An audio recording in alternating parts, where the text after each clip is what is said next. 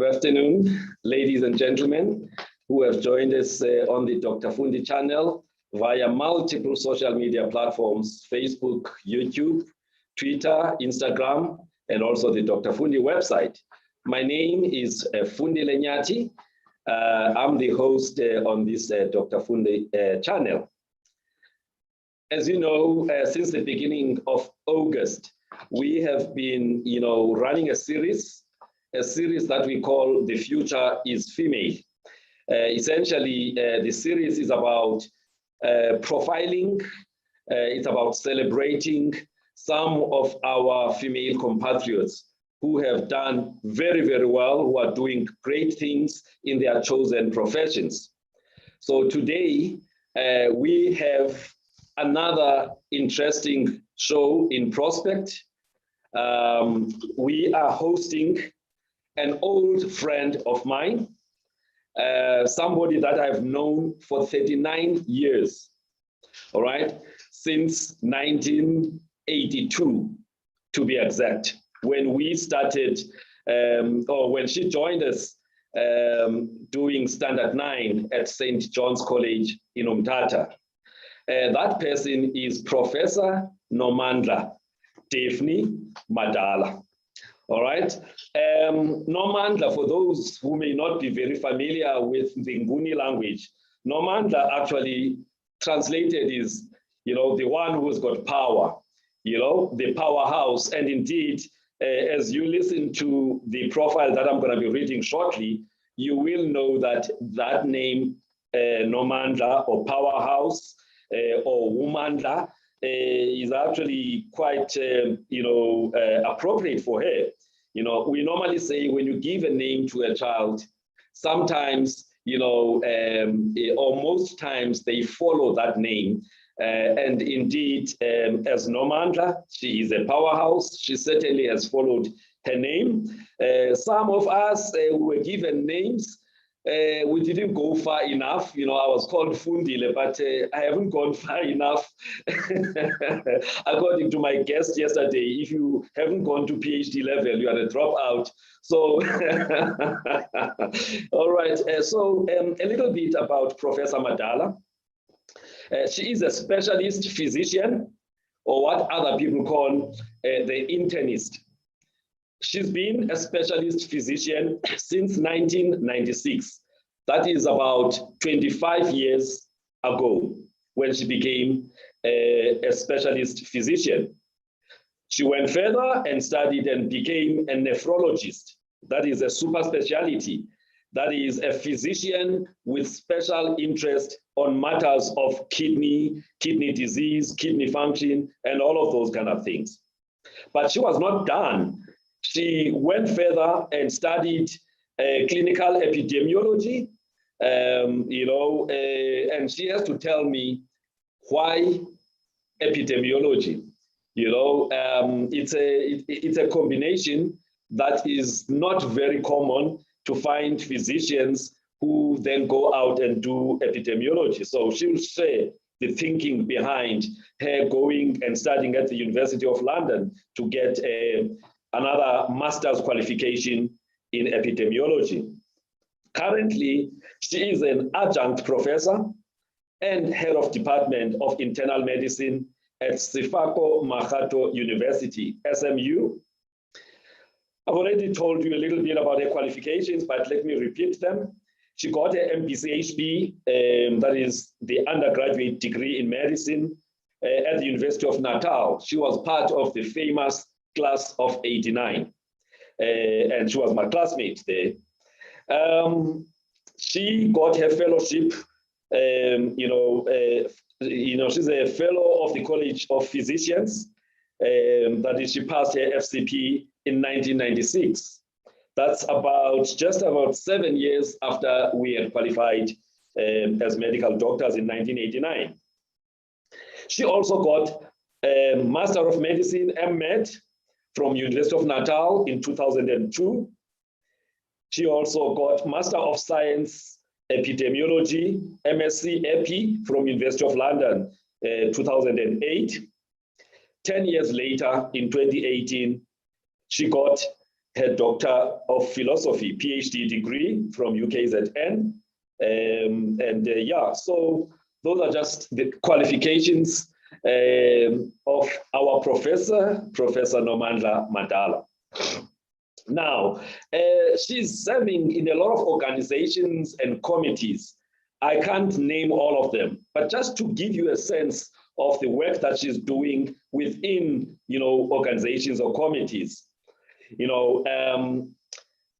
She has served the National Department of Health task team that was expected to develop the national policy document on guidelines for dialysis and transplantation in South Africa.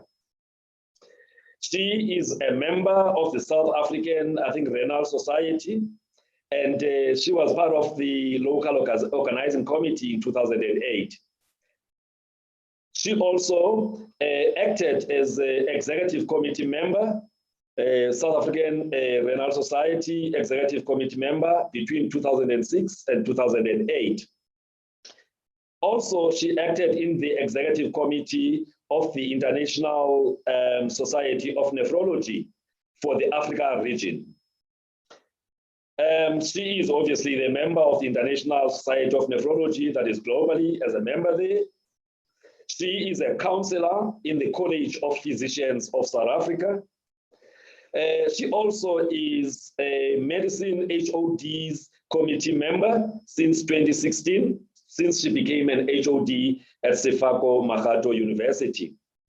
And she is a Ministerial Advisory Committee member on organ transplantation since 2017. I'm not done. All right, in terms of her work experiences, she's got extensive work experience. She's got experience in postgraduate teaching and training, especially in the space of the Fellow of the College of Physicians, FCP, and also training Masters in Medicine students. And she's done this at UKZN and also at SMU. She's got experience of teaching and supervising in internal medicine, the registrars, teaching and supervising for the Certificate of Nephrology, which is a post FCP Fellows type of qualification at UKZN. She also has got experience in postgraduate clinical exams. Now, those guys who are registrars, who are one day hoping to write those FCP exams and become specialists, maybe one person that they should talk to one day is Professor Madala, because her experience as far as the postgraduate clinical exams in the FCP space is so extensive. She started, in the local organizing committee for FCP at UKZN. She became an observer of the FCP exams for Part 2 clinical exams. She went on and became an examiner in the Certificate of Nephrology, an examiner in the College of Dermatology, Part 2 exams, an examiner for FCP, South Africa Part 1 exams, external examiner for MED, for internal medicine clinicals, University of Limpopo, examiner for FCP South Africa Part 2 clinical exams, the MCQ paper, the objective test paper, and the clinical exams. And at some point, she became a national convener of the FCP exams, in South Africa. And the last one in that space, a national moderator for the FCP in South Africa, Part 2 clinical exams. She's got experience in postgrad research dissertation exams, experience in postgrad research project supervision, experience in student admin and education committees. She is also been invited in the continuing medical education lectures to present lectures there locally and beyond South Africa. Extensive research experience, and her PhD was actually on the epidemiology of chronic kidney disease in KZN, looking at the risk factors, complications, diagnostic methods. That was in 2018 when she got that. Postdoc, she's got interests that flow from her research for PhD, where she looked at further development of suitable predictable equation for glomerular filtration rate for the detection of kidney disease amongst Africans. She's also, again, as part of the postdoc, done clinical and epidemiological research, especially in terms of the non-communicable diseases. She has published widely in a number of peer-reviewed articles, SAPSE-accredited peer-reviewed journals. She's edited books for others, wrote chapters for books, especially those that deal with hypertension amongst Blacks.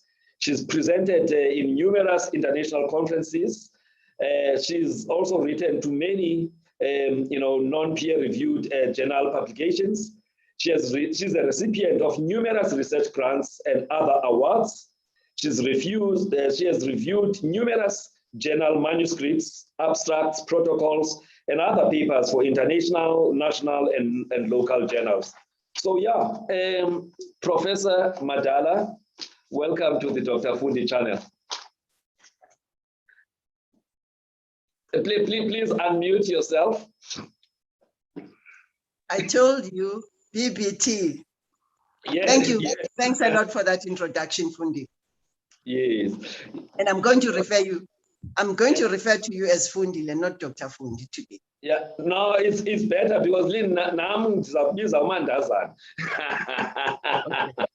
All right, no, so we're even. Yes, we are even. All right, man, thank you very much for agreeing to be with us this afternoon. In my introduction, I've already told people that I've known you for 39 years.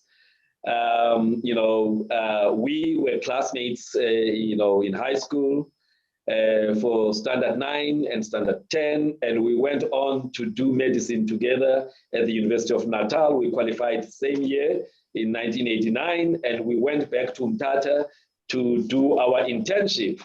And then thereafter, the bug of entrepreneurship hit me. So I went and looked for money.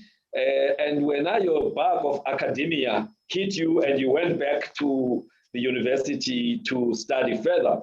All right, but before we get to your work life, and everything that you have achieved, I think let's go back to where does Nomandla come from? Where were you born? Where did you grow up? What kind of family did you grow up in? Big family, small family, firstborn, lastborn, middle child. Yeah, let's start there.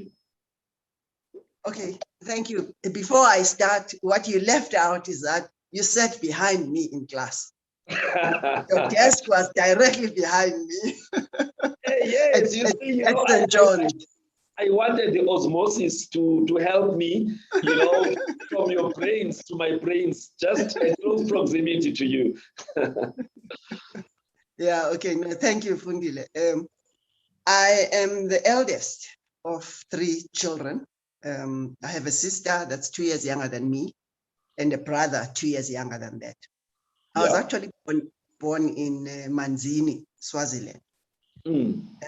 My parents, who both of whom had a Bachelor of Arts degrees at that time, were teachers at a school in Swaziland, St. Michael's, one of the old schools in Swaziland. Yeah. So they were what I call economic migrants, because teachers were better paid in Swaziland, Lesotho, Botswana, those countries then.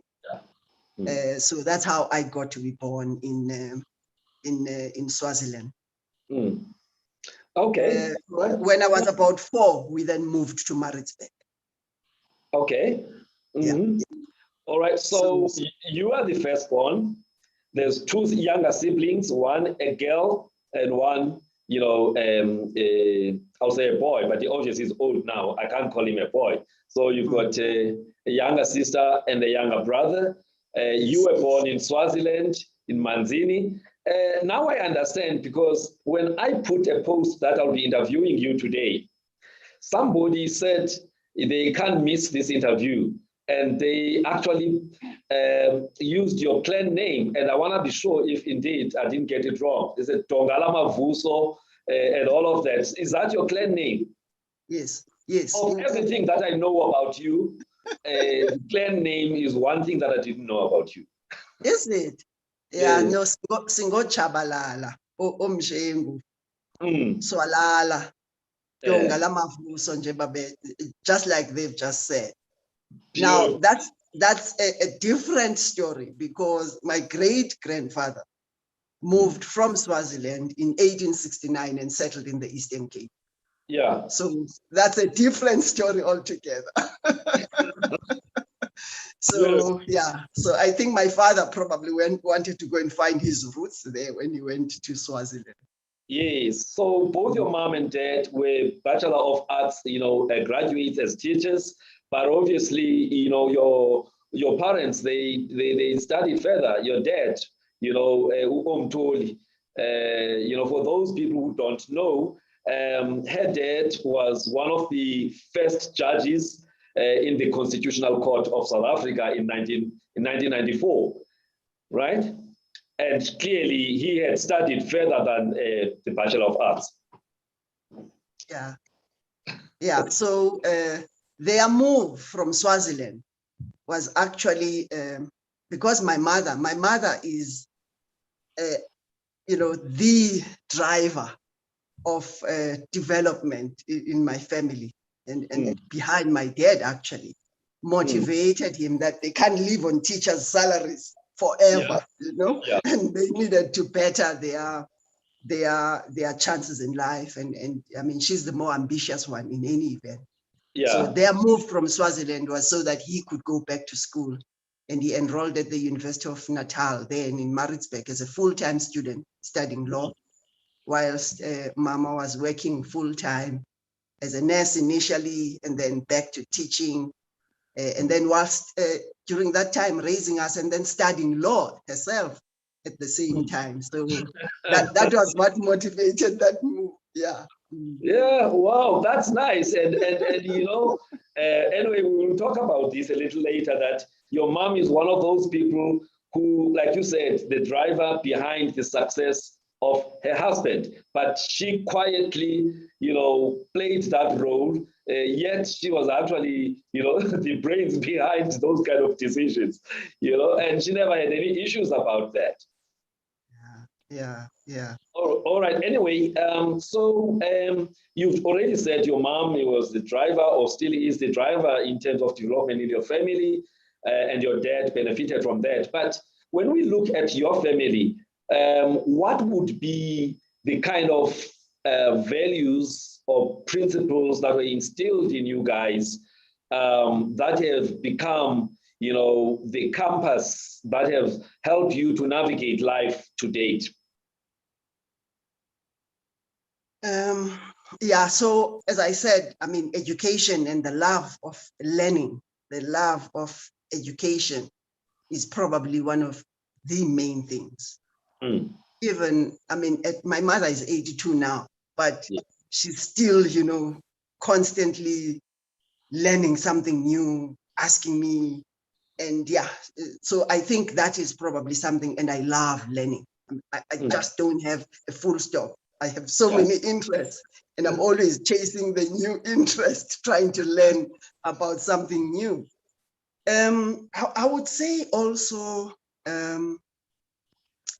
integrity, I think, honesty, the two of them, as children, we knew them to be who they are, and we just accepted, what they presented. And I think that's how we've probably grown and molded ourselves, that they molded us that way.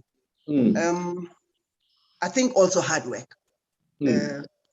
I still remember in my early days as a registrar when I did not cope, and I would, cry, complain about how hard I was working, and I, wished for my life back, the life I had as a medical officer. My mother would say, Mntanam, umsebenzi, akho mntu wakhe wafumana success without hard work. and akho mntu wakhe wabulawa ngumsebenzi. Yes, no one has ever died from working hard, Yeah, so exactly, so that nobody ever died from working hard. Well, maybe now I could take her to task on that, because I think the world has changed so much.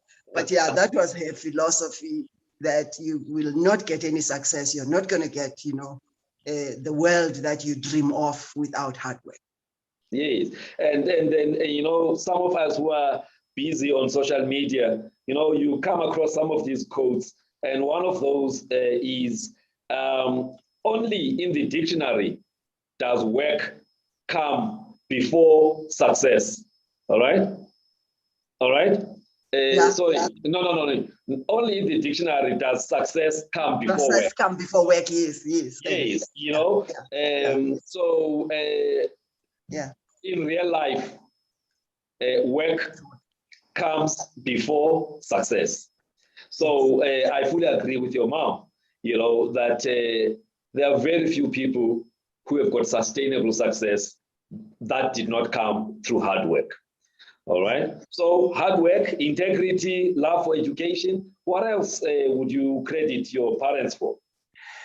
I think they believed in a simple life. And okay, I'm simple is, I guess, different and varies according to interpretation. Yes. But the simple that I'm talking about is the kind of less is more, Yes. You get me? So that was their belief. You did not have to be, opulent. You didn't have to live large. You didn't, but in the simple, you could still have your dignity. You could still have a grace about life, And I think that is what I observed of them, a kind of a grace, not grace as in, the grace, God's grace, for example, getting, what we don't deserve, but a dignity.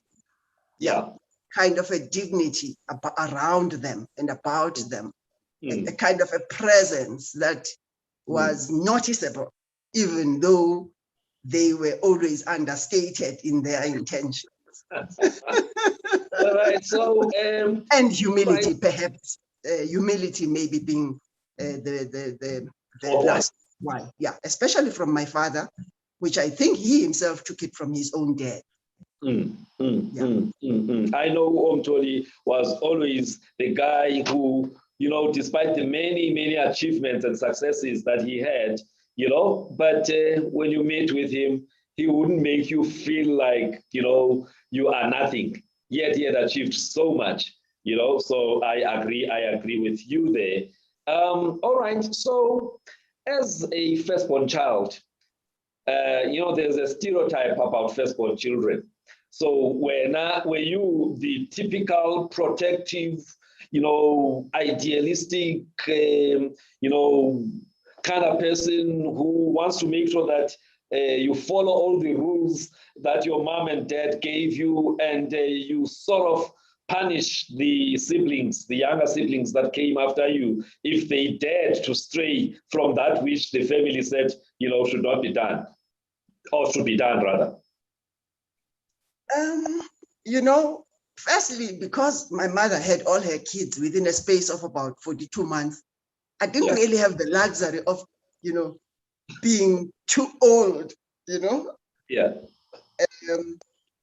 So I may have tried to pull, my weight and throw my weight around and even bully them, but it is unlikely to have succeeded. I don't know. They might have a different thinking of it. All right. Okay. Whatever authority would certainly have a pushback. But I'm sure right now you definitely are that deputy parent at this moment to both of them. Yeah, well, I'm not sure about that actually.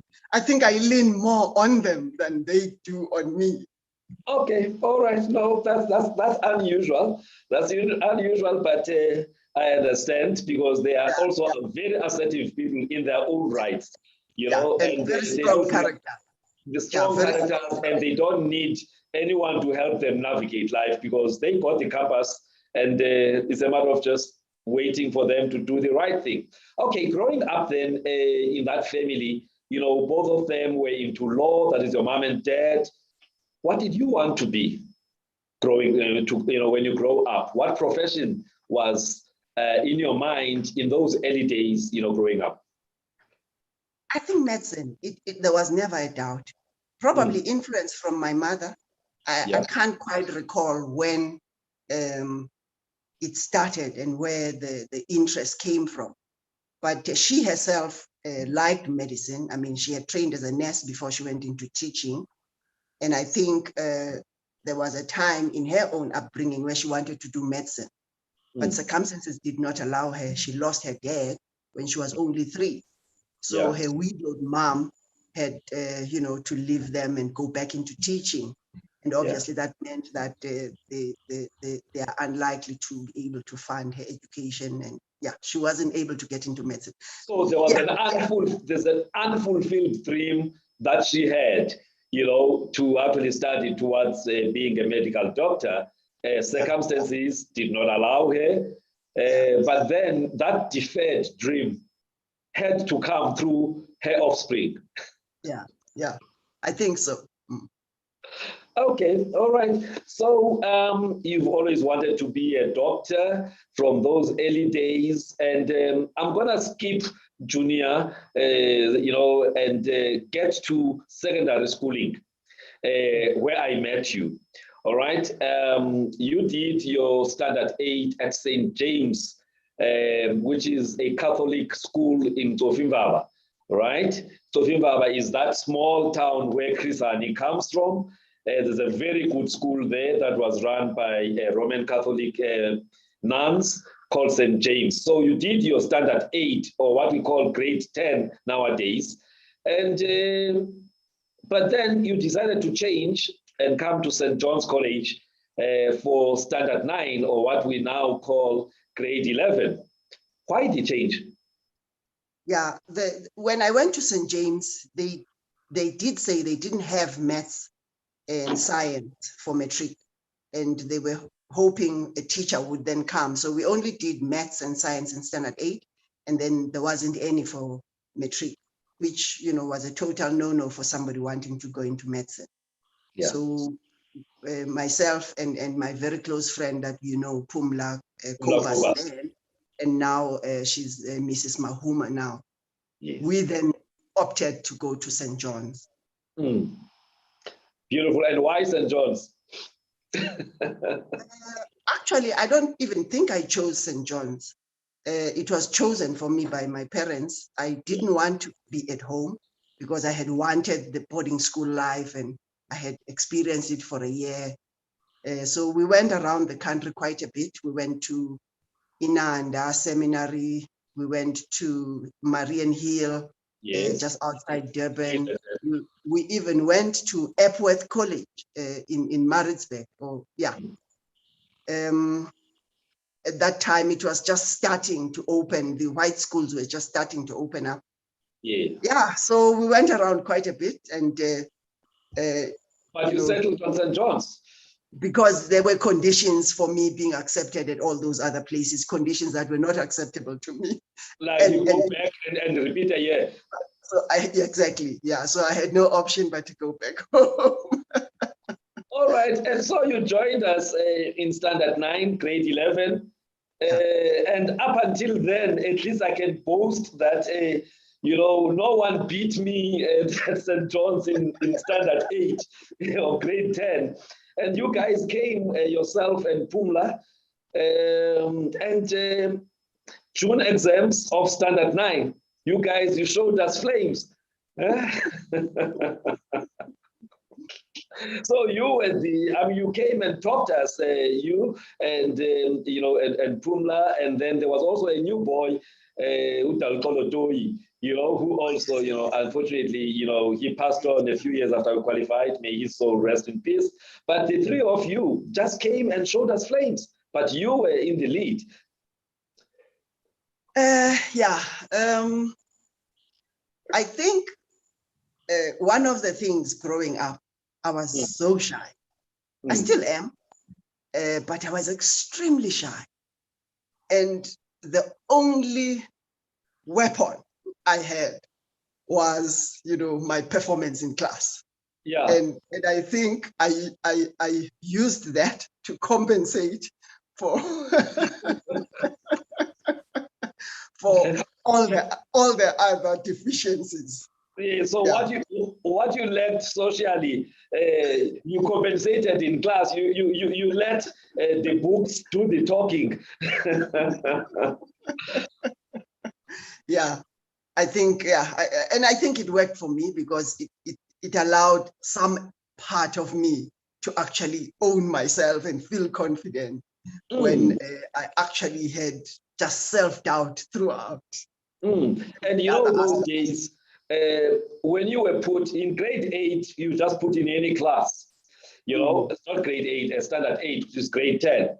But then in grade 9, standard 9 or grade 11, you then get put according to your academic performance. That's how it was at St. John's.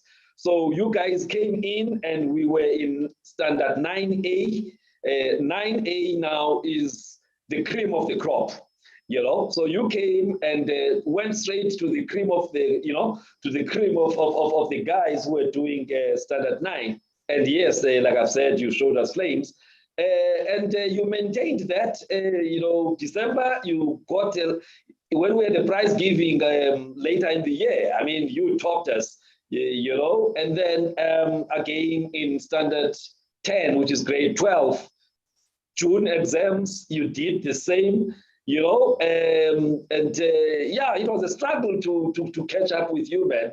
And then when it was supposed to be award ceremony for standard 10, but the one thing that you didn't beat me on, let's agree on that one, you didn't beat me in biology.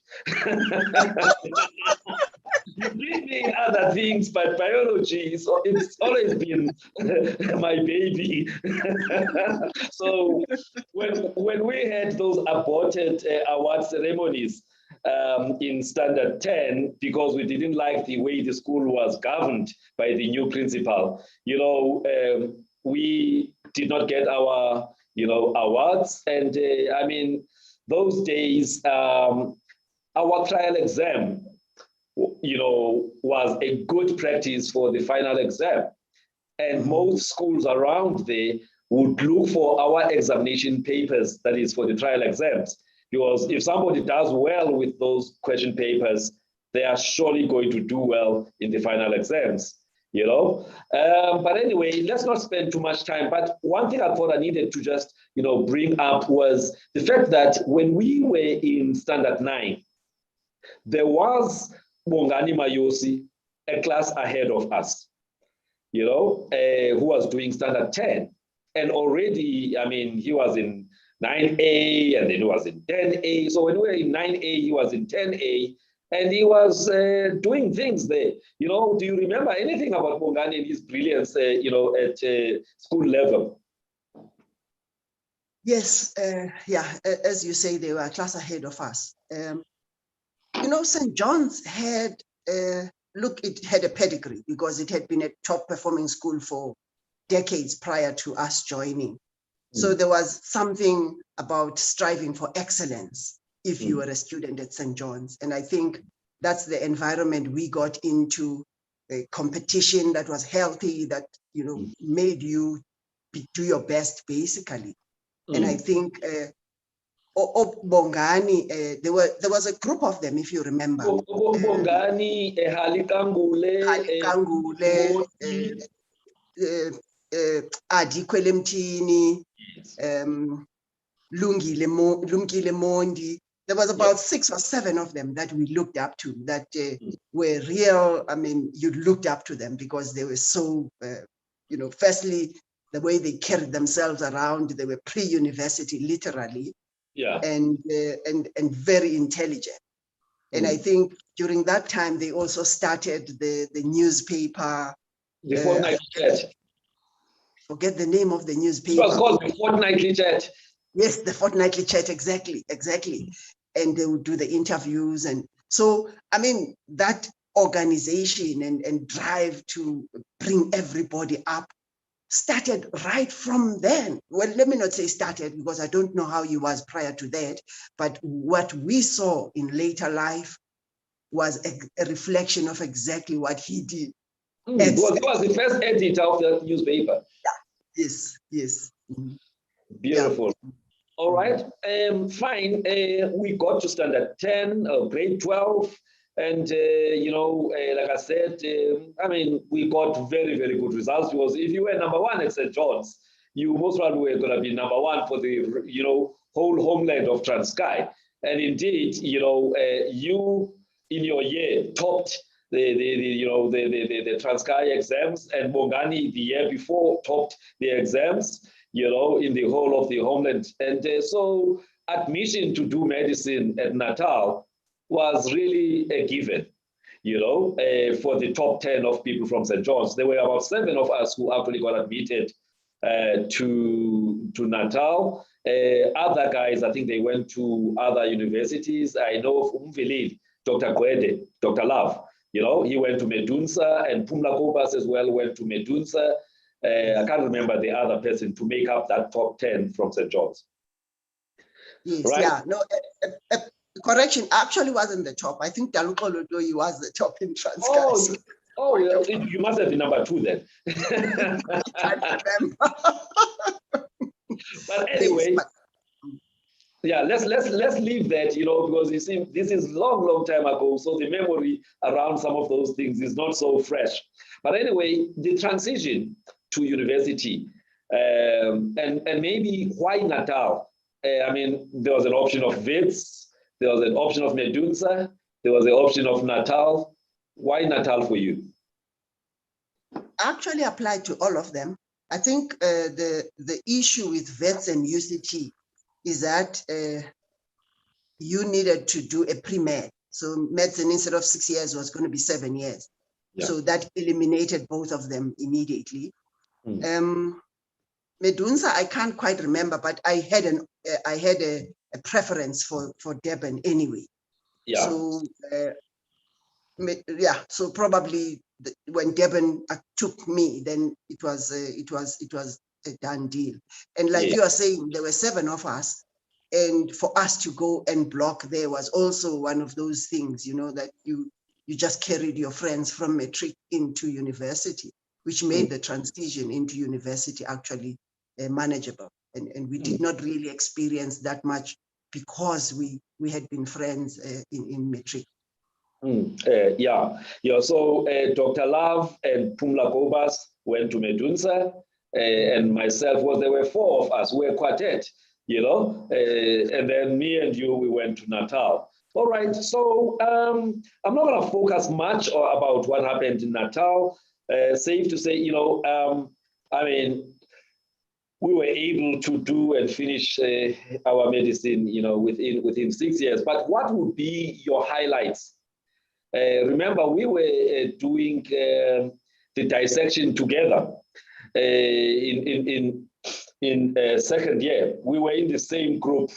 There were 4 of us allocated a cadaver, and we did the dissection together there. Anything that you remember from those days when we were struggling with anatomy there?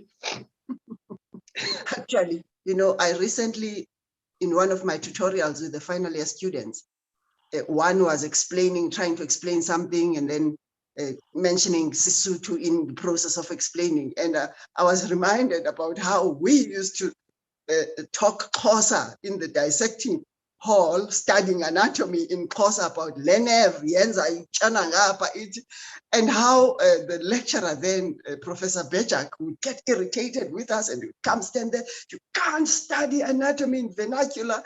So I'm telling them, this was the experience that we had when we veered off English to speak in vernacular in the course of medicine. And look, I mean, those days were difficult. I think second year was tough.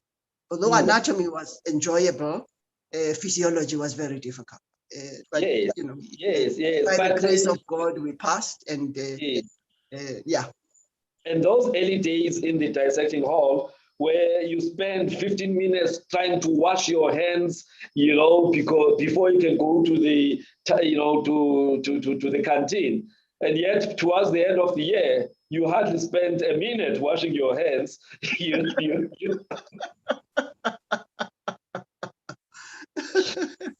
But anyway, let's move on from there. So third year, we were writing exams every Monday, not exams, tests every Monday. Obviously, you know, that was a bit of a challenge at the beginning, but we got used to that, right? And then, but in the undergrad years, you know, Dr. Madala, Prof. Madala, did you already at that time know that you want to do internal medicine?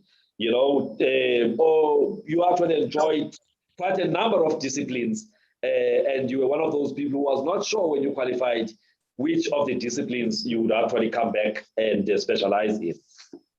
No. I think at medical school, I was just extremely immature. I can't even tell you that there was a discipline I enjoyed. I think, you know, I just went through medical school and finished that. I only really grew up in intention. Yes, well, I mean, you were what, 22? You were 22 when you finished medicine, right? Yes. We finished 89, yes. Yeah, we just turned 22, you are right. Yeah, okay. All right, and by the way, you know, the studies at medical school were funded by the Transkei Homeland Government, you know, and so, you know, there was an obligation to then go back and serve the homeland for another 6 years because they funded you for 6 years, right? Yeah. So we were forced to go back to Umtata. How did you find coming back home, working in Umtata, you know, staying with your parents? You didn't stay at the doctor's quarters, you know. I think you stayed with your parents in Umtata. So how did you find coming back home and staying with your folk? You know, the funny thing about going back to Umtata is, firstly, it was not my choice. I didn't want to go back, in spite of the obligations by the Transkei government then. I had wanted to go to Makot, or Edendale, or Bilonomi. And all those places had conditions, again, that were not acceptable to me. Edendale, you needed to sign the Inkatha Freedom, what's it called? Allegiance to IFP. Yeah, you had to sign the allegiance. In Bloemfontein, there was something about working at Bilonomi and not working at Universitas, because, you know, Universitas was a white hospital, yeah. And then in Makot, you had to show that you were active in the student Christian movement or something about Christian movement. So all those conditions were not acceptable. So I actually went to Umtata very much against my will. But it turned out to be 2 of the best years, because I spent a year as an intern and then a year as a medical officer. Turned out to be 2 of the best years of my life, both with regards to my parents and how I grew, the relationship with them grew, but also the hospital itself and the mentors that we had there, which, you know, filled the gap that we didn't get in Durban. For example, that's where I saw physicians that were Black African for the first time in Dr. Professor Kakaza. And those are the people, I think, that then instilled the love of medicine. And then in pediatrics, there was the late Professor Mike Nag, who loved neonatology. And I think it's those people. And then in surgery, there was Prof. Lizo Mazwai. Seeing those people, I think, made the identity that we could actually specialize. And that's where one sort of got the bug. The bug, yes. All right. There's some few comments that I want my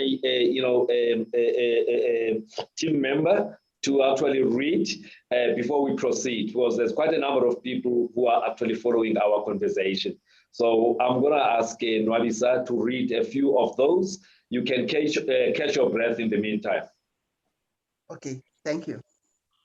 Good afternoon, Doc and Prof. The first comment that we have is from NGK. She wrote good vibes. And then the second one is from Lisifo Mawela, who wrote watching and inspired. And then the other comment is from Sengitile Shongwe, who wrote the driver behind the success of her husband, a very ambitious woman her mother is, with praise hands emojis there. And another comment from Isaac Motaung, who wrote, you are truly an inspiration and a good mentor, Prof. And another comment from Nandi Pakasha, who wrote, I am very proud of you, Prof. Madala, and very glad that our paths crossed. And another comment from Dr. Boitumelo Pagati, we are truly inspired by you, Prof, with heart emojis there. Another comment from Nandi Pakasha, who wrote, Dr. Bojal with smiling emojis there. Now that you mention him, I can't recall him in a shirt. It was a coat over a vest with the multiple laughing emojis. And then the last comment is from Dane Perumal, who wrote, one of the best energies in internal medicine and the reason I'm a physician today. Always great to see you, Prof. Madala, showing her wisdom. That's all we have for now, Doc. Thank you. Let me just read a few that were shared by people on the post that I made today promoting this chat. There was one from Motusi Nathan Senior. Prof is an excellent teacher, with the emojis of, excellent. Undergrad was amazing. All right, so that's just a comment, a compliment to you, Prof. There's another one from Nokufika Matabela. She is my favorite, kind-hearted, full of wisdom teacher. So this teaching thing is emerging, the thing that came from your mom and dad. You thought you left it when you chose medicine, no? But you carried it with you because as a teacher already, I mean, there's people who are saying good things here. From Kosingi Pilem Tunu, congratulations, Prof. Thank you so much to you. You were one of the best tutors at UKZN Medical School. I had you for my final exams, and the rest is history. So you left a good impression at a point where somebody was like, am I going to pass or am I not going to pass? And you left a good impression there. Then there's Charlie Litete, who's currently in Namibia.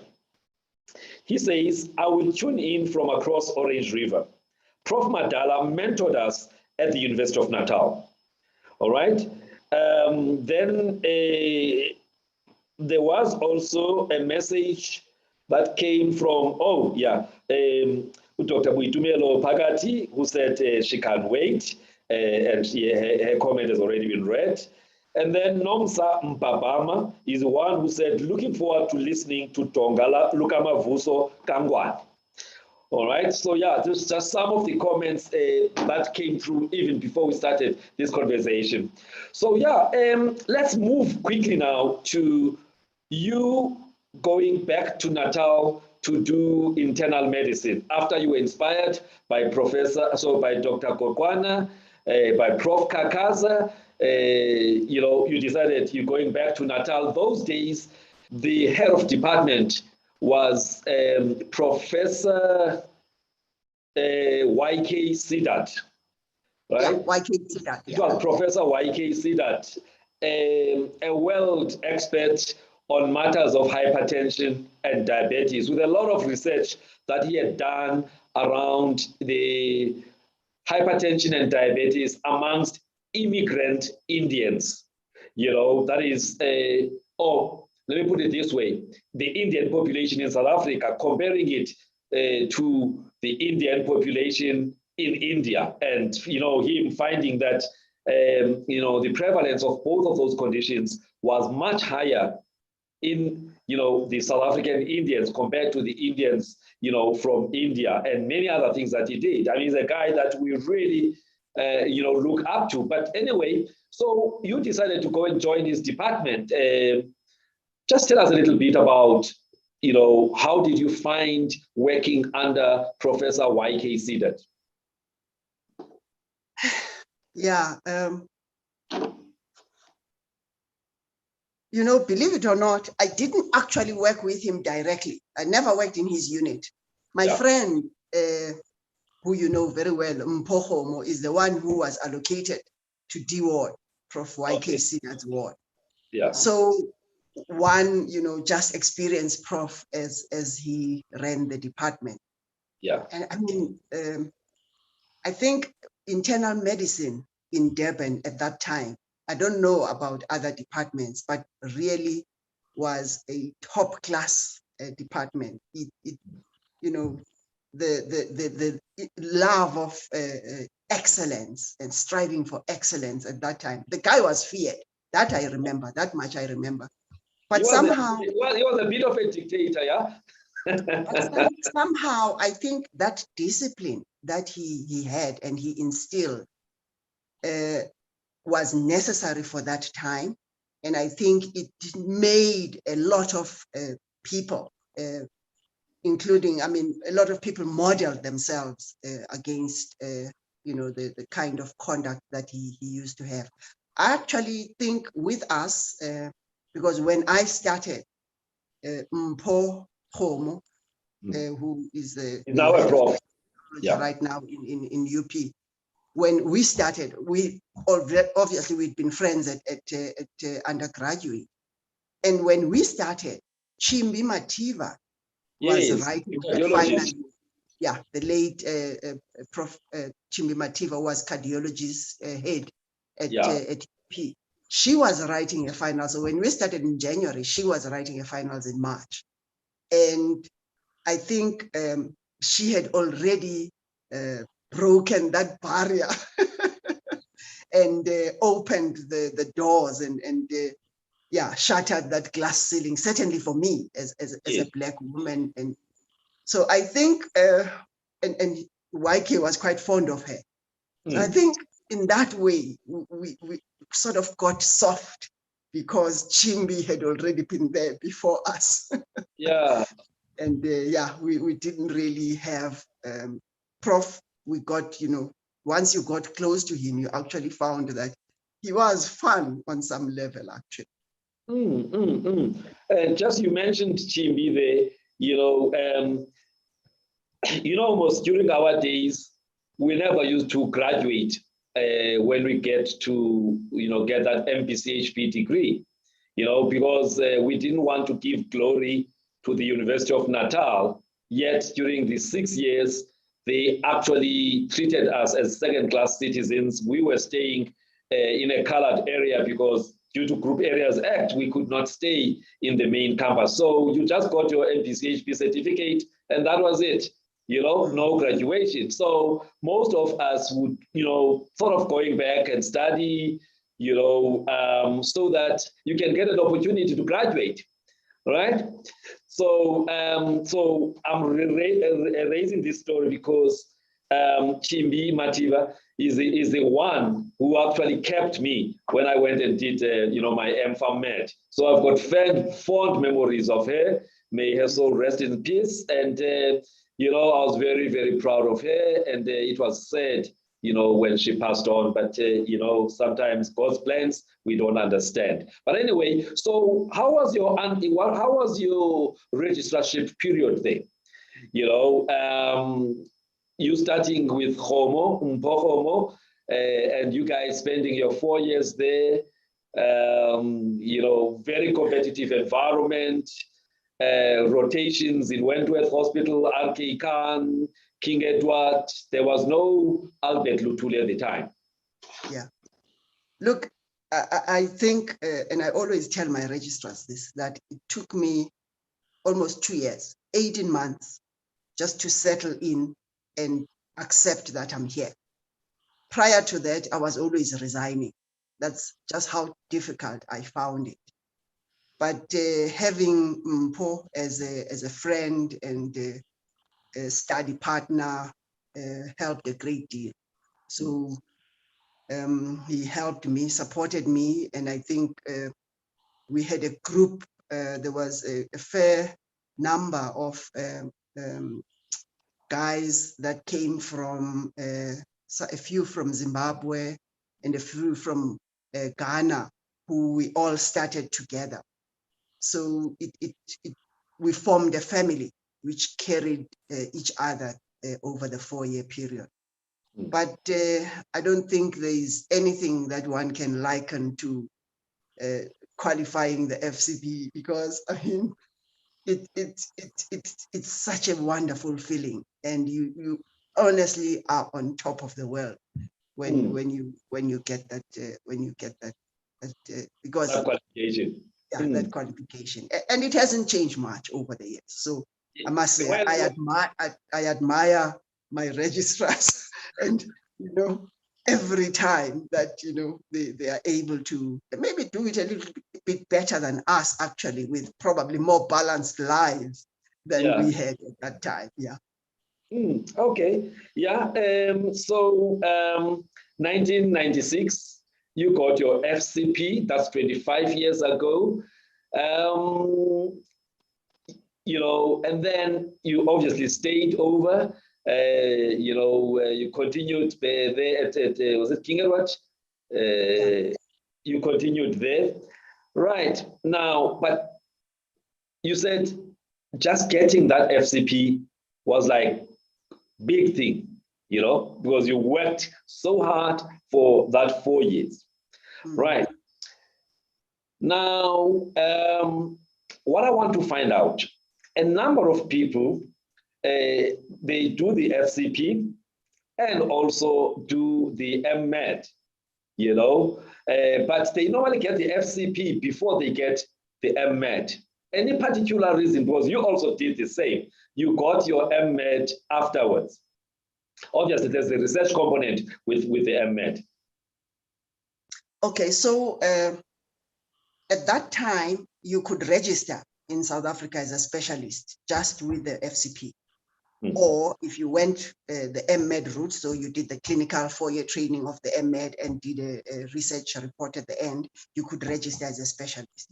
So even though to train as University of Natal then students, even now, you need to be registered as a master's student. You needed to be registered as a master's student, but there wasn't really that obligation that you have to finish your FCP. So most people actually did not, you finish your MEd. Most people didn't really finish their MEd. You simply got your FCP and then you left. So when I joined nephrology, my boss then, Prof. Sarala Naika, yes, was busy with her PhD. And, she said, why don't I do a master's? Now, I wasn't really interested in research at all. I just wanted to train as a nephrologist, register, particularly because at that time there was already talk that there would be an exam after 2000. If you went into a subspecialty, you needed, it wasn't just your training and then your logbook and then to be okayed by your boss, you actually needed to sit an exam. So deciding to do nephrology was also to try to make sure that I don't have to sit another exam and just come out of the FCP. Yeah. So she was busy with her PhD and she said, you are going to be with us for 3 years anyway in nephrology. So why don't you do a research project? Yeah. And they did a project that was ready for me. And that's how I did the MEd. Otherwise, it wasn't a compulsory thing at that time. Yeah. Now become compulsory after, the universities and the HPCSA now have a dual specialist registration, as you would know. And that's only the group that qualified in 2015. That was the first time that this dual qualification came into effect. Yeah. Okay. So, but why nephrology? I think I have thought about it myself. My uncle, my mom's brother, actually developed kidney failure when I was in my first or second year as a registrar. I hadn't even done a renal rotation then, but he was very ill and needed dialysis. I think that's where the interest came from. and I think particularly when I then understood the whole thing a year or two later, when I was now in my third year, that actually he had the risk factors. He had hypertension that was extremely difficult to control, gout on high dose painkillers, you know, the analgesics. So he had all these preventable causes in a way, and still went into kidney failure. So I think that's what really drew me. And it was more into preventative kind of medicine. Yes. But, you know, with all your interest in preventative medicine, but you haven't really had time to venture and drive that. But you can still drive it, you know, with, you know, in the position that you are in as an HOD there. You know, you could make a difference and try, because South Africa, we're very much biased towards curative reactive medicine. And when you compare us with Cuba, for example, you know, their primary healthcare, preventative medicine focus, you know, is much better. And as a result, they are, you know, when you look at the various measures that we use to look at the quality of the healthcare system, you know, theirs is much, you know, better than us, certainly much better than the US. We seem to want to do medicine more like the US model, which is very much curative type of medicine, as opposed to, you know, a bias towards preventative healthcare without, you know, undermining the need for, you know, reactive, you know, quality, you know, curative rehab medicine. But anyway, okay, so you qualified as a nephrologist, and then you somehow decided, no, I want to do epidemiology. So there you were registering with the University of London and doing clinical epidemiology. Why? Initially, it really was dual. So one was to understand research methods better, because I realized at the end of my MA that actually I didn't really understand research methods. And so that was the first reason why I wanted some sort of research method training. And then the second reason was really to understand the study of epidemiology itself, you know, distribution of diseases at population level beyond just the patient. Yeah. And again, it probably was a kind of a shortcut to population health that I had been interested in without having to go the full, you know, public health route, a new fellowship or a new master's in public health or community health. And the course was actually quite interesting. It had quite a few modules, not just research methods, but biostatistics, health promotion. It was really interesting. And it's something that I think is unfinished business for me. So look, I actually have lots of interests. So I have a lot of things that are kind of hanging to be continued. Yeah. And it's to be continued. It must be continued. Yeah.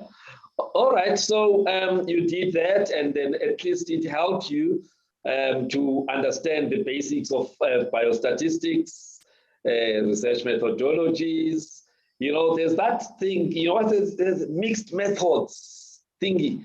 You know, when I was getting to be, you know, I attended sort of like an intro to research methods and all of those things in 2019 in preparation for, you know, my PhD thingy.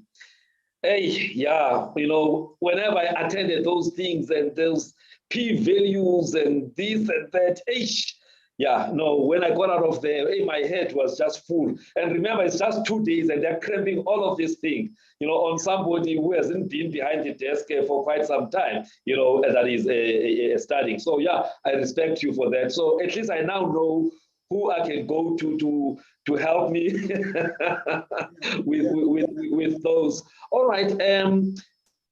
Now I want us to move to when you decided to take up the opportunity at SMU as the head of department, all right, for internal medicine. But before we do that, there's a few comments that have come up from some of our viewers.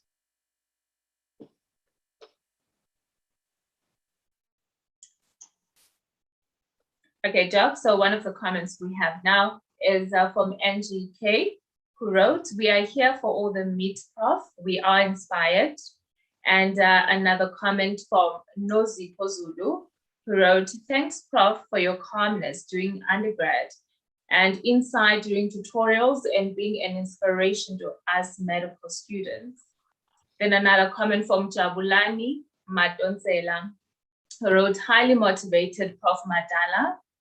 And another comment from Kathleen Gordon, who wrote, "You were my first consultant at King Edward Hospital, first year registrar, and you really made me feel so comfortable.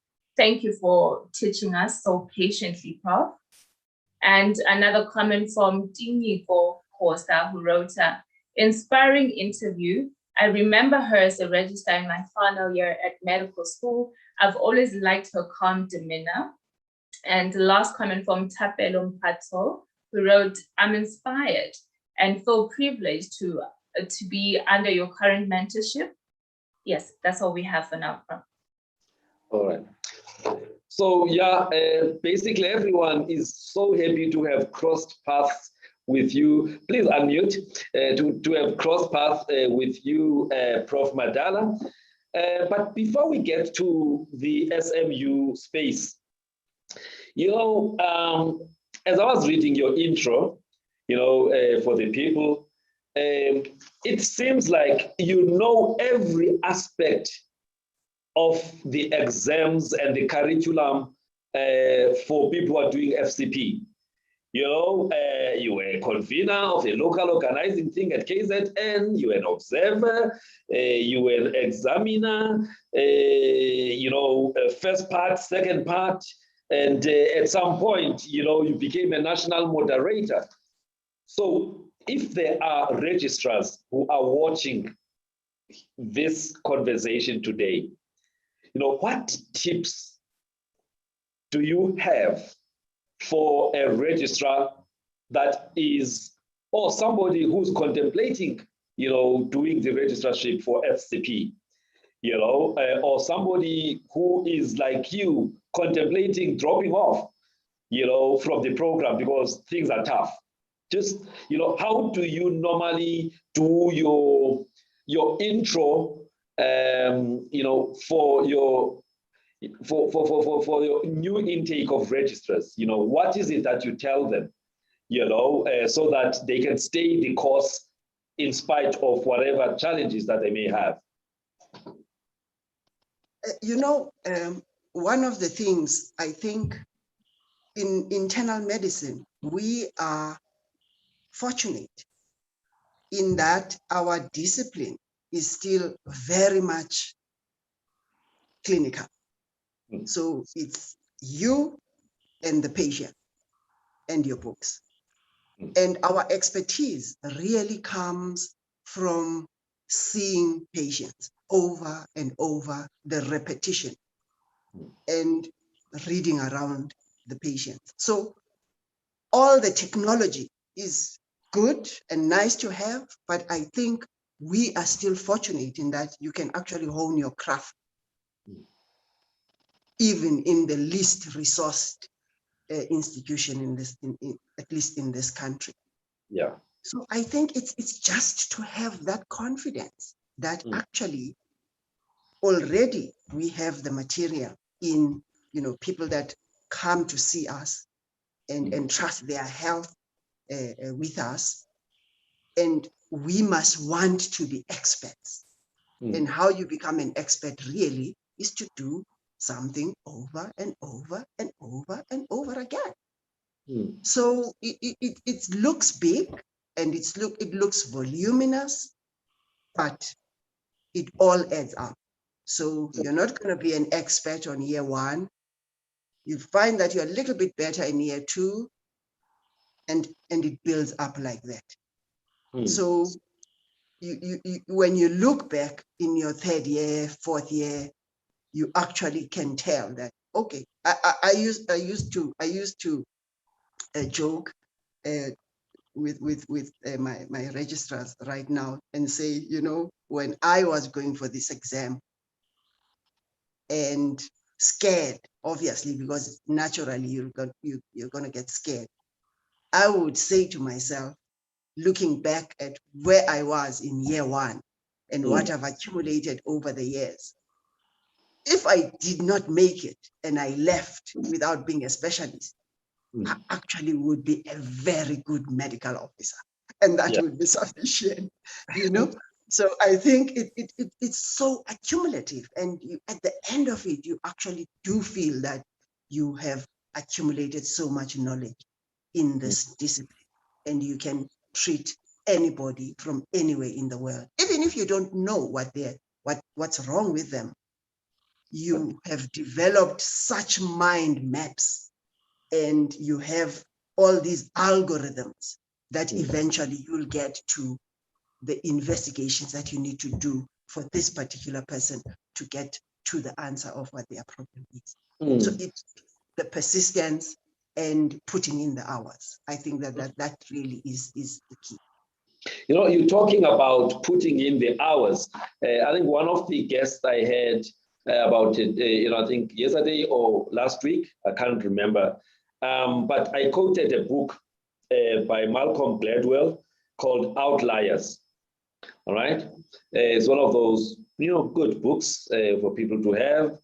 But for that guest, I was more talking about the fact that as people, we tend to take credit and think that our success is based on our abilities alone. Yet, if you sit down and think properly, you'll find that there's a couple of angels along the way that came and made things happen for you, either in terms of opportunity or whatever. But in the context of my interview with you today, you mentioning the issue about putting in the hours.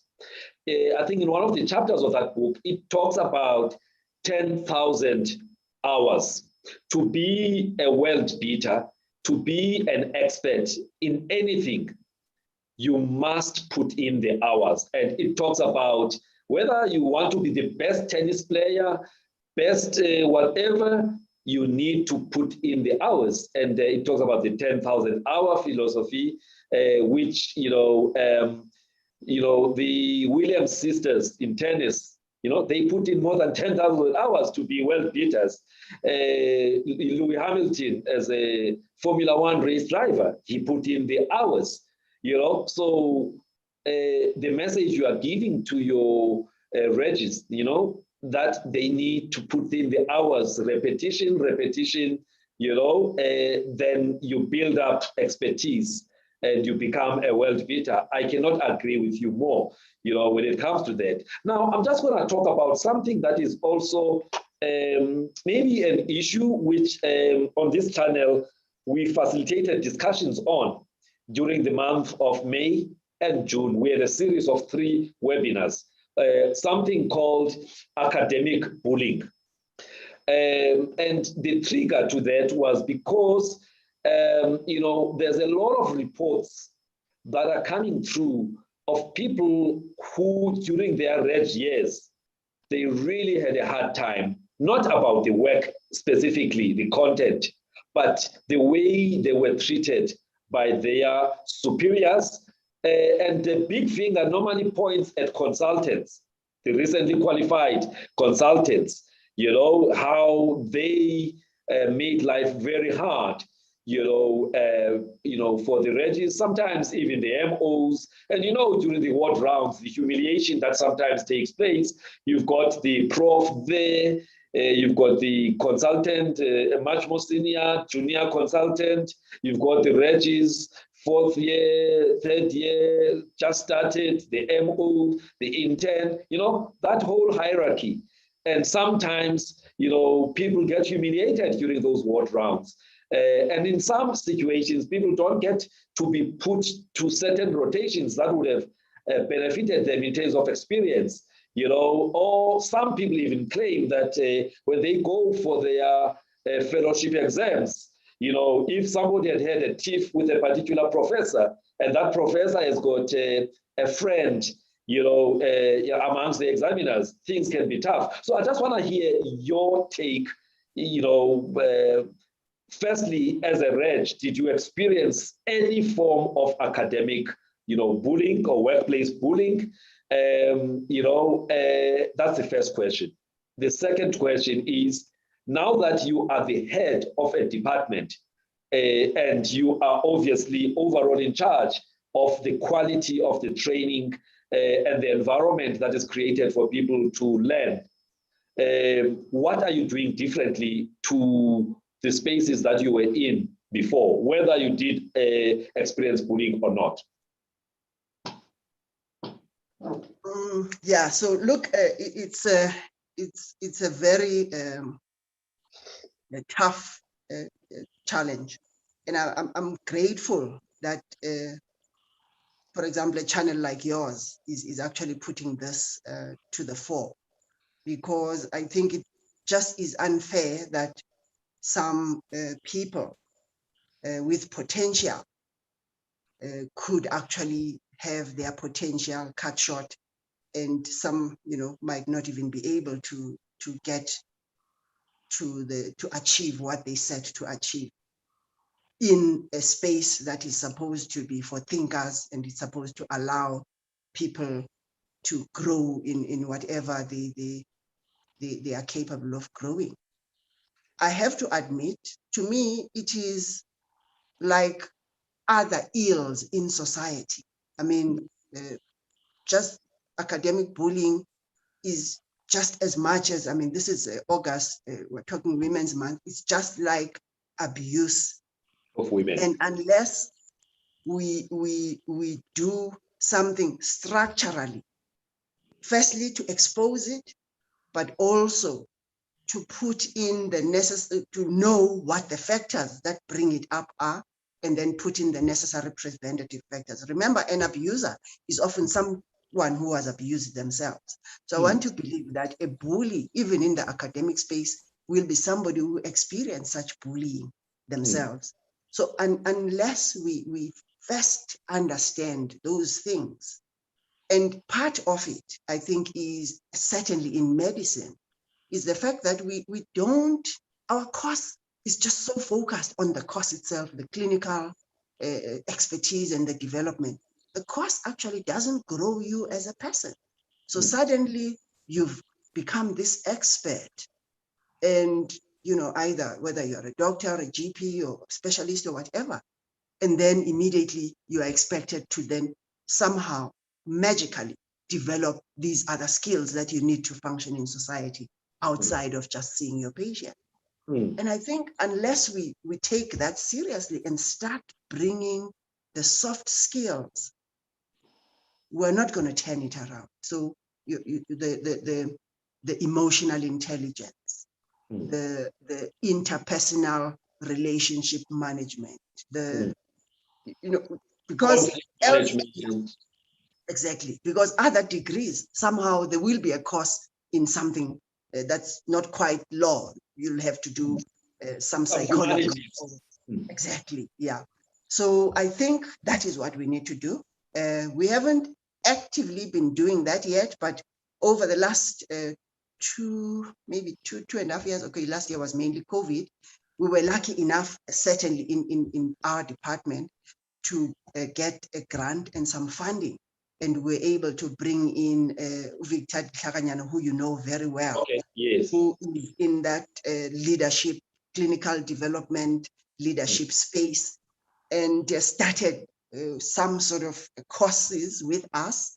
But yeah, these things cost money. We've not been able to do it a lot more regularly than I had hoped. But it's something I honestly think that should happen faculty-wide, and maybe even into the academic programs themselves, both you know, undergraduate and postgraduate, and yeah, countrywide. I think it's more being conscious of those skills that were not taught at medical school, which we now need to slowly bring in. Yes. Now that you are the HOD at SMU, has there ever been a situation where a complaint has been brought to you about, by somebody who feels they have been victimized, by, a senior? But by the way, nowadays, this bullying is not just one direction. At times, especially now that, there's a lot of technology and other platforms, you can also get reverse bullying, where the juniors club together and actually bully a senior. So as much as what we know is the senior bullying a junior, but there is also a concept of reverse bullying. But in this case here, I'm just asking if there's any junior who felt, that they were bullied in one way or the other and it reached your office. And I don't want names. I'm just, just to say, in your environment, and if something like that happens, how do you deal with it, or how have you dealt with that? Look, maybe just the isolated incidents here and there, where mediation, nothing serious enough that would actually warrant a full disciplinary action and maybe even dismissal. So I can say that, fortunate enough, one has not really experienced it, but having said that, we also recognize that it's only coming to the fore now. So it's obvious that it has been happening, and that people sort of bear down and don't report and try and just go through, finish as quickly as you can and leave the institution. But one would like to believe that in openness and how shall I put it, in building trust within staff and within the departments, that one is creating an environment that people will be free enough to report such incidents when they do happen. Because it really has to be people feeling they belong, they are part of the organization, and they are actually valued as much as the next person, and they will be free to actually voice their discomfort or whatever bad experiences that they're having, even if it's from colleagues. So, but at a policy level, the university has not maybe come up with a policy. I'm saying this because you not specifically, not specifically to bullying, but I agree with you that it probably needs to be singled out as a specific policy, because you do have other things, other forms of harassment are actually named in the policies. But this one is not really articulated. So our alma mater, UKZN, they actually have a policy and a clear procedure to be followed. And if somebody is found guilty of that, it's actually considered gross misconduct, and dismissal obviously becomes then the ultimate thing. But anyway, let's move away from that, Doc. Already we have ventured into your leadership and management at SMU, but let me go back a little bit. Having been a clinician for so long, you became a nephrologist, and then, changing gears and now taking up a responsibility of being a leader and a manager of, the discipline of internal medicine at SMU. And at that time, you had not done any leadership or management training, or had you, to prepare you for that role as a leader and a manager?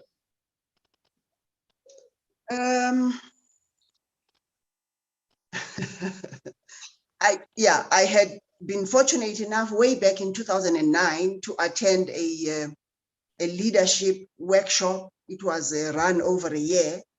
We had to meet once a month for a year with a lady who is an industrial psychologist practicing just outside of Durban, Robin, I forgot her name now. Now, it was supposed to be for HODs. And for some reason, which, you know, like you were saying, that some of the things, it's really just God's doing. Yeah. Myself and a colleague of mine who were not HODs were actually invited onto this course. Yeah. There must have been about 15 people and only 2 of us who were not really HODs. And I think it was an eye-opener to what I've just been saying and all the skills that we don't get. I mean, I wasn't interested in going, but once I was there and once I saw what it was like, it really was changed my thinking, an eye-opener. But I have to admit that coming to SMU was really a deliberate decision to go against my natural inclination. Yes. I honestly never wanted to be an HOD, and I made the decision knowing I don't really aspire to being an HOD, and I don't regret. I must say I've been blessed because I met a team there that was really, really supportive and really willing to just make me feel comfortable and trust their lives even, with me, and trust that we actually can build something out of the department. Okay, all right. So I'm going to ask you something a bit controversial now. All right. We're going to talk a little bit about ivermectin. I have to ask you this question because you are the head of internal medicine at SMU and George Mukhari Hospital. Now, we are in the middle or tail end in Gauteng of the 3rd wave of COVID-19. And obviously there's a lot of desperation, with people when they have got COVID and the ICUs are full and this and that and that. And a lot of people are trying a lot of things. But my biggest surprise was that some of our colleagues signed the Hippocratic Oath,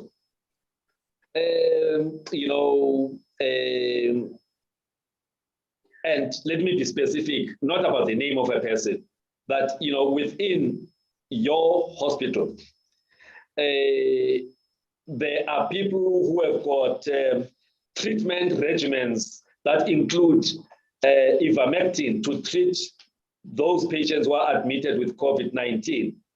Now, I'm somebody who likes to read, and I think I would like to believe that I'm up to date with the research around ivermectin. And so far, I have not found a large-scale, randomized, double-blind, placebo-controlled, peer-reviewed study that demonstrate unequivocally the benefit of ivermectin, either for prevention of COVID-19 disease or for treatment. In fact, what I've found, a few journals have had to be retracted because people have actually, cooked, embellished, the numbers. The study that was done in Egypt. There's another one that's also been recalled. Yet yesterday there was a global ivermectin thingy in London. It was on Zoom as well. So I want to understand, and here we're not going to talk about the merits of ivermectin, yes or no. I want to understand, as the head of department of an academic institution, you have internal medicine patient admitted at George Mukhari Hospital, obviously because they've got moderate to severe disease, being treated with a drug that has not, at least scientifically, been proven through a proper study to be efficacious. Now, I want to hear what are your thoughts or what have you done? Are you also part of allowing those kind of things to happen, which fly in the face of the medicine that we studied? Yeah, look, to me, it really is a pity that the whole debate about ivermectin is playing out the way it is in the media, because it's obviously not the first drug that's been tried. There was chloroquine before,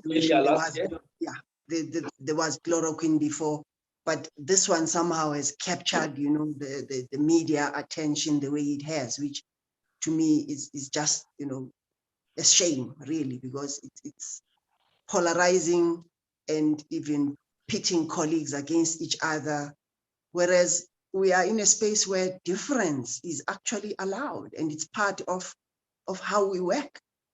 So the issue with ivermectin, obviously, we were also quite excited at the beginning, and we were part of the initial application. Right. No, not Solidarity Fund, the application when it was being brought in by through SAPRA as, I forget the terminology now, but yeah, our ID unit head as well as the pulmonology team worked on whatever evidence was there at the time, trying to bring it into the hospital. But soon thereafter, there was all this evidence against it. And we reviewed some of this data at one of our research forums, journal club forums, and we were convinced that, look, this is not convincing at all, and we're not going to be able to include it in our treatment protocol. So as a department, we made that decision that we're not going to include it in our treatment protocols. This was in direct contrast to the peer department that we were treating COVID with, which is ICU, which is headed, by its own head. Yeah, and they were of the view. So it kind of meant that there is a difference across departments, and we have to take responsibility for patients that are under our care as internal medicine and make sure that we do not have them treated when we ourselves don't believe in the drug. So, but just to clarify that, look, SAPRA has allowed the drug to be used under trial conditions. So people are still free to actually do clinical trials using it. And the other condition they've given is compassionate use. Compassionate use. In the case where the doctor puts his or her head on the block, that should anything happen, obviously they're taking responsibility. And it's on a case-by-case basis. And fully disclose to the patient. So I think the issue I have in all these arguments in the media, it's almost to accept it as regular treatment. It is not regular treatment. It is not standard treatment. And individuals that want to use it should use it on the basis that has been allowed, which either in a proper clinical trial where you get informed consent, or on compassionate use, which again, you will still have to have the patient and the family understand and accept that it's okay, you can use it even though we don't really know what it does and what it's doing and what possible other effects that are unknown are. Yeah. So at this moment, then, what is the position of the university, okay, you mentioned that another unit is actually administering this drug, but what is the position is there a position of the university? Because I would assume that that unit would also then have to, present their case, based on, proper scientific evidence. And if not, then, only under the conditions that you are talking about. Yeah, like I'm saying, those are the conditions. And I think the university or the hospital would support its use within those conditions. Yeah.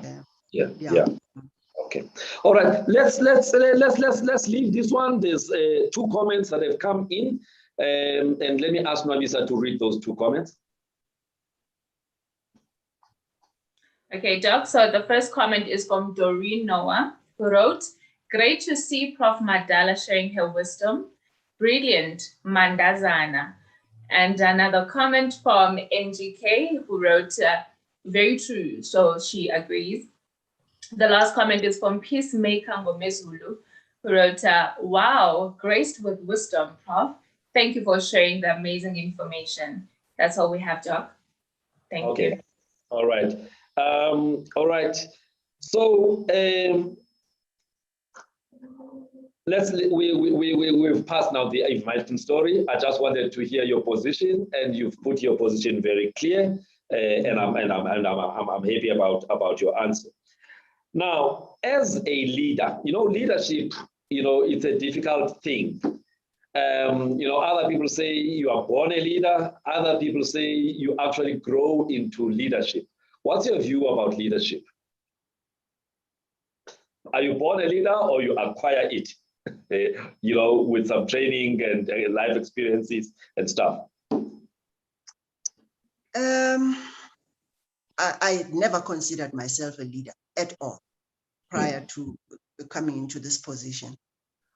So now that I took up this position and started reading around leadership and, reading books. And by the way, one of the things I did before I took up this job was to hire an executive coach, the same Robin that had impacted me back, in 2009. I went into her, I said to her, "Look, I've taken a job as a head of department at Medunsa, at SMU, and I have no clue what I'm going to be doing when I'm there. So, can you help me?" Yes. Yeah, so she became your executive coach. I think you can. I think what is needed is really the intention, the drive, the passion, and everything else you can actually build and train around. And you can learn the skill. I honestly don't want to believe that you have to be born a leader. I know that's how we grew up. That's how the saying is. After all, in our profession, we are leaders everywhere, all the time. Even the most junior member of the staff, the intern, or even a student, often you are a leader of a particular team. At the bedside, certainly, you can be the most senior person there. Even if you're a final year student or a 5th year student, there will be people that you are leading. So I think we all have the potential and the capacity in us. It just needs for us to have the right support and the right tools, to be given the right tools and the right environment to thrive in. And I have to admit that I'm only appreciating now. I don't think I even looked at those things before. I'm only appreciating now how, one has sort of been shaped by so many people along the way, both junior and senior. And actually something is being built slowly but surely. I also agree with you again that, all of us, there's a leader within all of us. It may be lying hidden somewhere, but it is there, and it just needs to be awoken and harnessed. And there's never, somebody who's a complete, leader. Somebody says, "I've learned everything about leadership. Now I know it all." It's a work in progress. As long as you are aware of your areas of development and work towards addressing those, whilst leveraging your current strengths, and making sure, because again, some of the things that we see and we think are weaknesses, and say, "No, I'm not good at presenting. I'm not good at this. I'm a quiet person. I'm an introvert." Sometimes, in leadership, you actually need to open the ears. That's why there's 2 of them, more than, the mouth, meaning listening. Listening is a very critical, skill.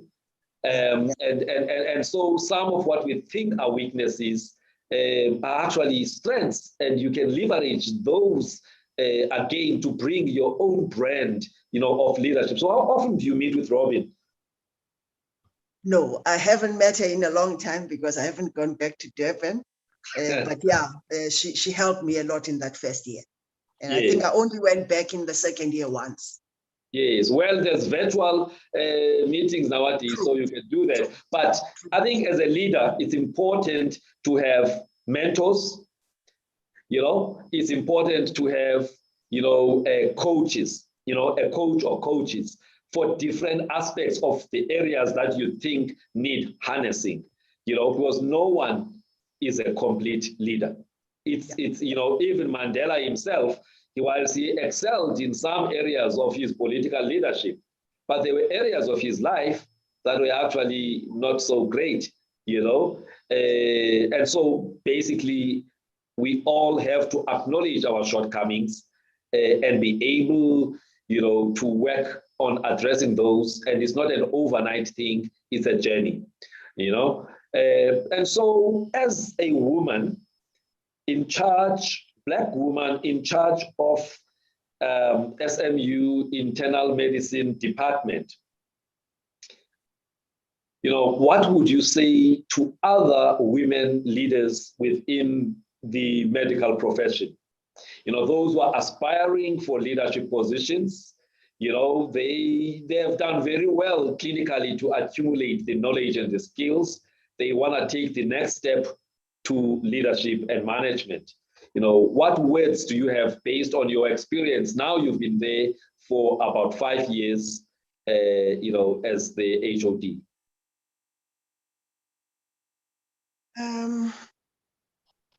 I think listen to your intuition. Yeah.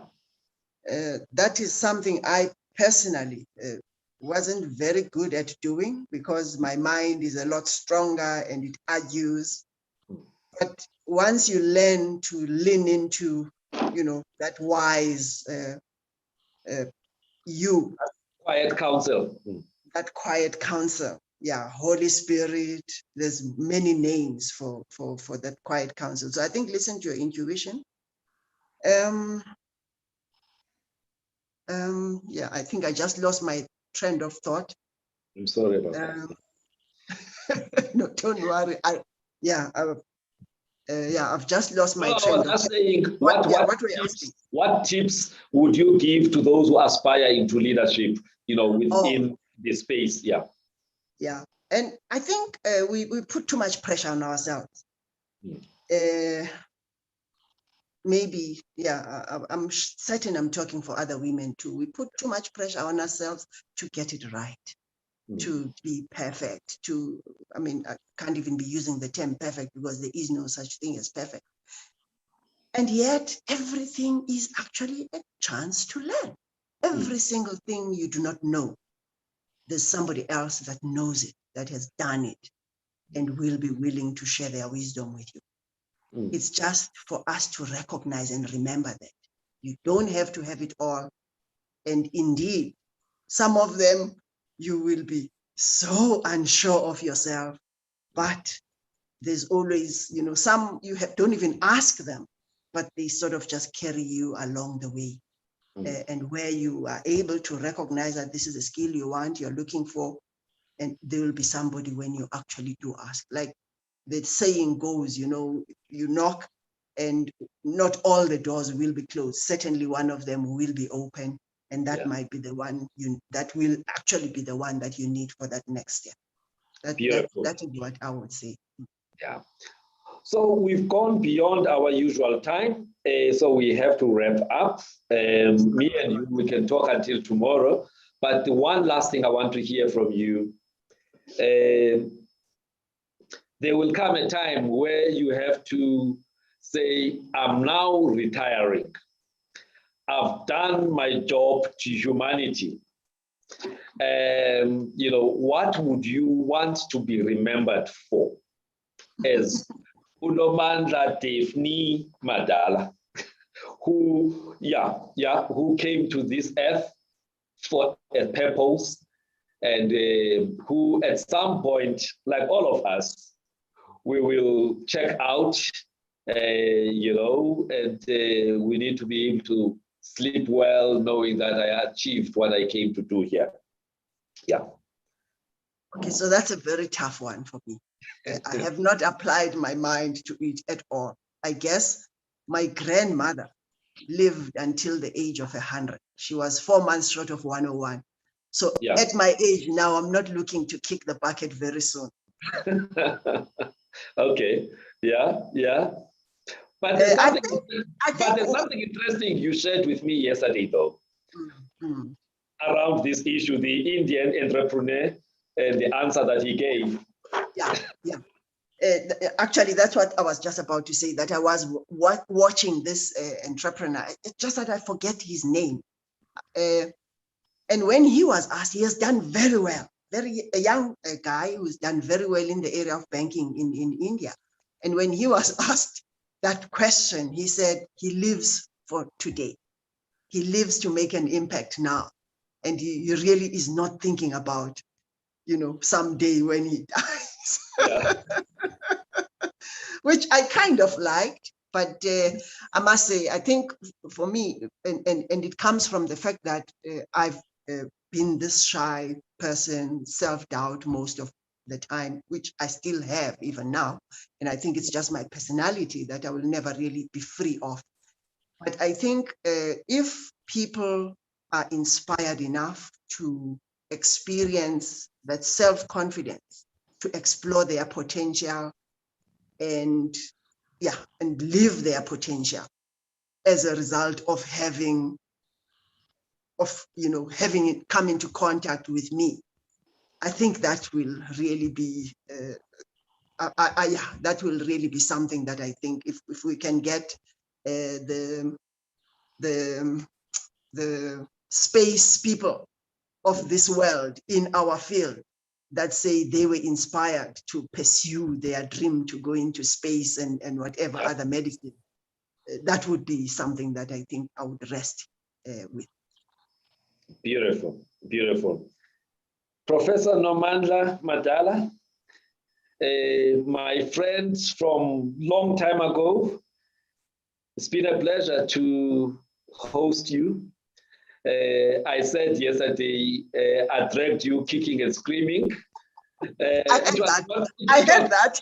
It was not literally like that, but yeah, a bit of coercion needed to take place, you know, and advance notice so that you can get your mind right about this thing of Fundile, you know, wanting to put you in the spotlight. But a deserved spotlight, you know, you've done great things, like I said at the beginning. You know, as your former, you know, schoolmate, varsity mate, friend, family friend, you know, I just want to say thank you very much for spending this, you know, over 90 minutes of your time just sharing about yourself. I'm sure many people, you know, because the video of this conversation is going to be available on YouTube. I will send it to you. And you can send it, you know, or play it for Mama when you go back to Mthatha. And you can also WhatsApp it to your brother and sister, you know, so that they can play it on, you know, on WhatsApp. But for me, I've been inspired, you know, during that funeral Kabongani, Cape Town. I took your red robe, you know, your PhD, and I wore it, you know, as a way of getting inspiration that I really want this red robe. And, you know, my dad, before he left this earth, he said, my children, I have gone up to master's level. So if none of you ever go to PhD level, you must know that you did not take the family forward. He just said it like that. So, you know, when I see people like you, Bongoza, and many others, you know, with that red robe, you know, I'm very inspired. And with him in afterlife, with him in afterlife, I'll still meet his challenge. I don't exactly need the red robe. I think I've done okay with myself.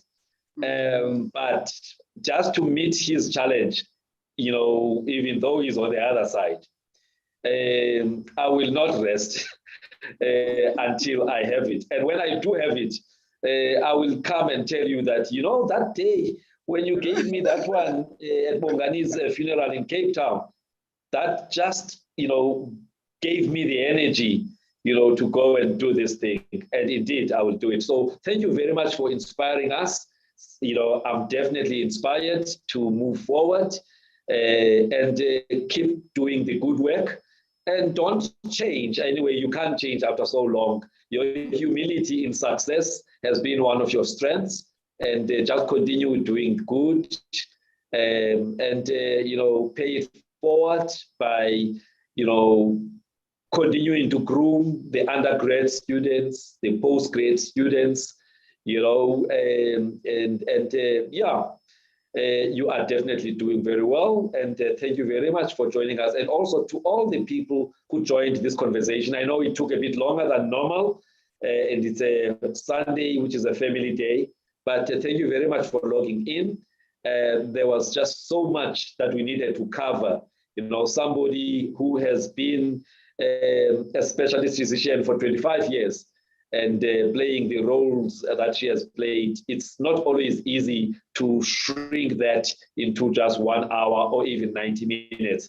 But thank you very much. Until next time. Thank you so much, Fundile, and thank you for your kind words and for all the wonderful messages. I'm inspired, actually, by all these people, my students and my staff included. Yeah, thank you. Yeah, okay. Thank you very much. At least today I learned something new about you. And that's my cousin, by the way. Oh, Nomandla Papa is my cousin. Oh, okay. Thank you very much, man.